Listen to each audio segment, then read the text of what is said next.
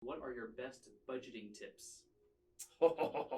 Okay. Lay it on me. Budgeting tips? Best budgeting tips. I can already tell you what Charlie's is, and that is eat the basics.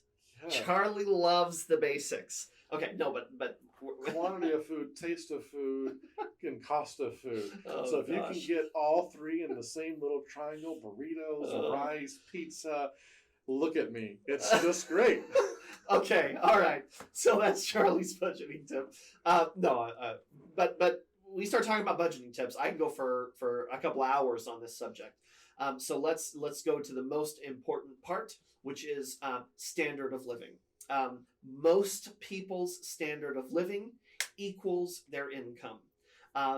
That cannot be the case. You will never, if you're always living paycheck to paycheck, if every time you get a raise, you figure out how you can spend that raise, you're never going to have money set aside for retirement. And even if you have some token payments for retirement, it's not going to equate to enough by the time you retire, and you're going to have to rely on your kids to take care of you.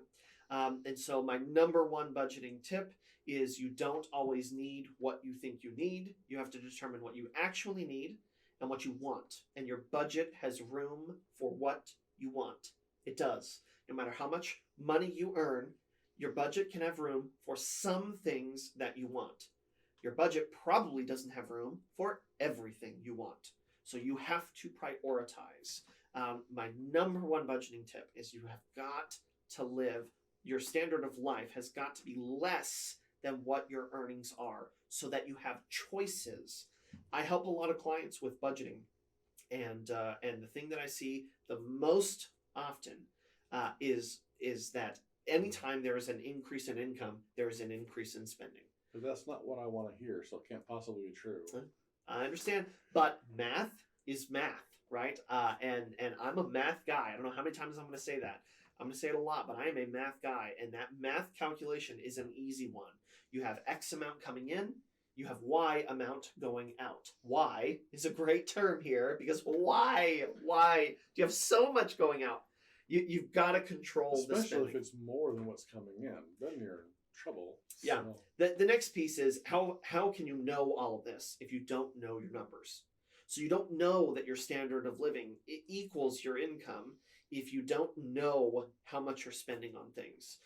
Most people, when placed in a position of seeing the decisions that they're making and the consequences of those decisions, will make better decisions.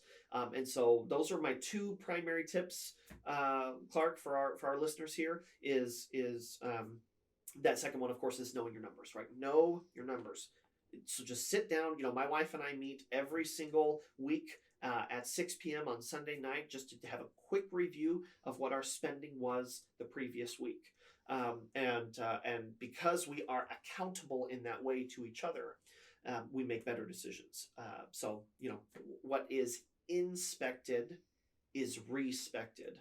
So in this scenario, if you will just inspect your numbers, you will do a better job just by virtue of worrying about it. Not even necessarily taking corrective action, just by viewing it. I guess that's tip number 3. It is just consistently look, and you will make better choices. Awesome.